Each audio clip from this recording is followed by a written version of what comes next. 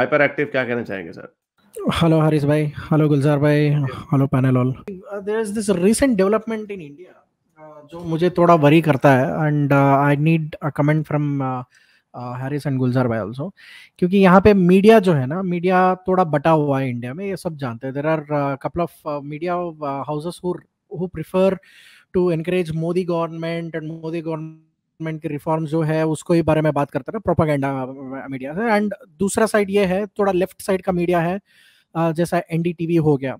And these people are quite Congress favouring and anti Modi, to be quite precise. अब ये दो division हो गया था। अब प्रॉब्लम ये हो गया है कि आज अदानी ने ऑलमोस्ट 29% का स्टेक खरीद लिया एनडीटीवी में। ठीक है, तो now my my worry is, अगर देखो यहाँ पे जो बिजनेसमैन है, जैसा रिलायंस ग्रुप नेटवर्क 18 चलाता है, जिनका खुद का चैनल्स है, न्यूज चैनल्स है। And we have other powerful people like Adani and all who are quite close to Modi और बीजेपी गवर्नमेंट। तो अगर ये लोग लेफ्ट साइड के मीडियाज को भी खरीद ले, because at the end of the day it is a business deal, तो वो लोग इस पूरे कंट्री को लगता है कि वो हॉस्टाइली टेक ओवर कर सकते, प्रोपेगेट कर सकते। आप क्या सोचते हैं इसके बारे में? मुझे समझ नहीं आया आपकी।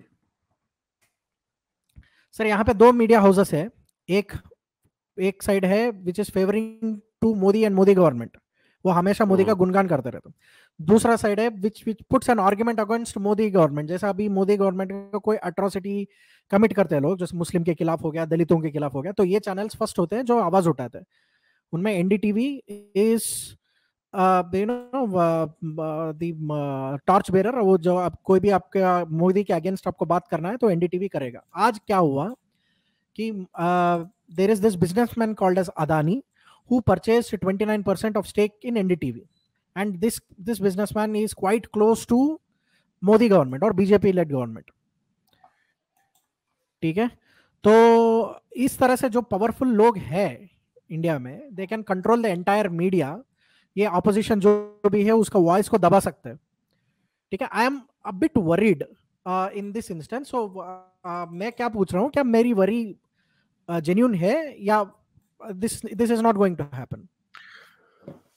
नो, ये देखें, ये वाकई बड़ा वरिंगसम ट्रेंड है कि इवन मीडिया को fifth pillar of the state कहा जाता है।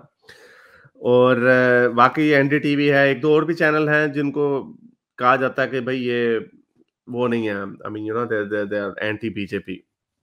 और एंटी बीजेपी भी होना कोई बेसिकली कोई, जो लोग ये कहते हैं, और ये टुनियों का रवैया जो है कि भाई ओ सारे यानी बीजेपी की हमायत करें, सारे मोदी जी को मोदी जी अपना भगवान मान लें।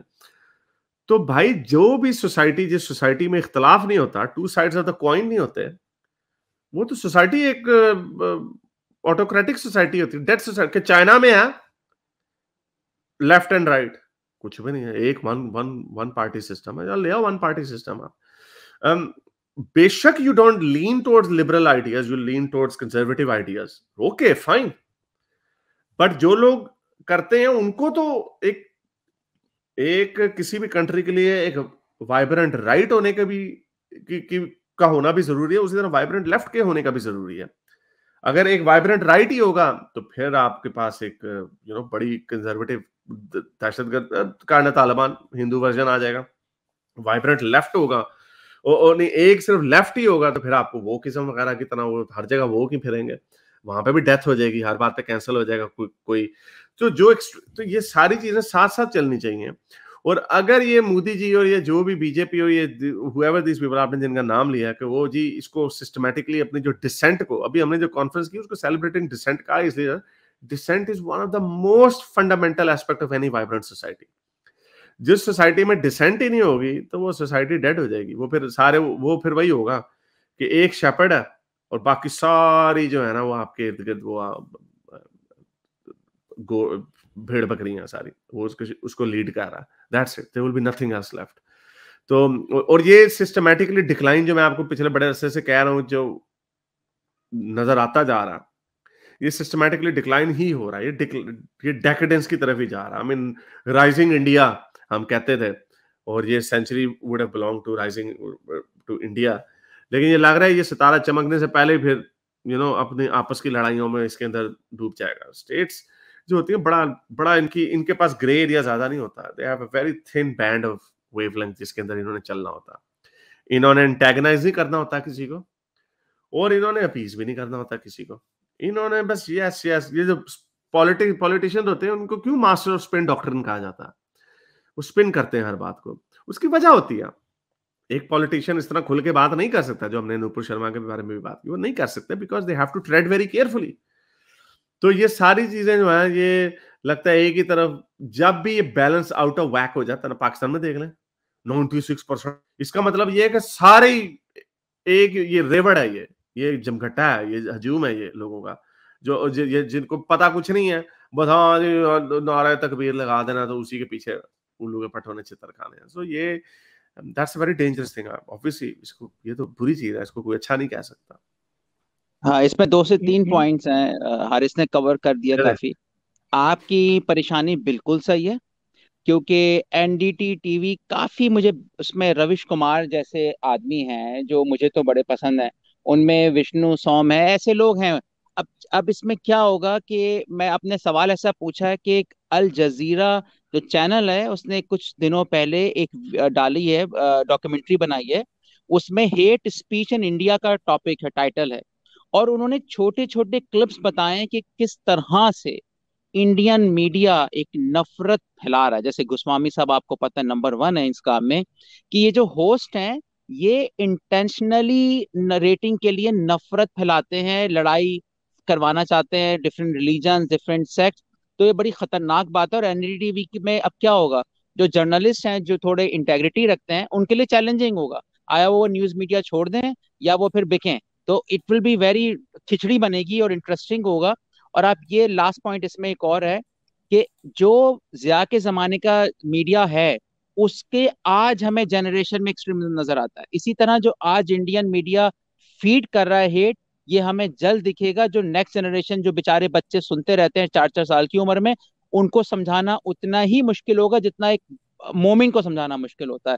तो बड़ी ये वरिंग सिचुएशन है। मैं थोड़ा आपको इसका सिनेरियो दे देता हूँ। पिछले 7-8 साल से बीजेपी गवर्नमेंट इन जैसे मीडिया हाउसेस की, जैसे अभी अर्नब गोस्वामी हो गया, अर्नब गोस्वामी जो रिपब्लिक चैनल चलाते हैं, उनका हो गया, तो वो प्रो बीजेपी है, and Times Now pro BJP है।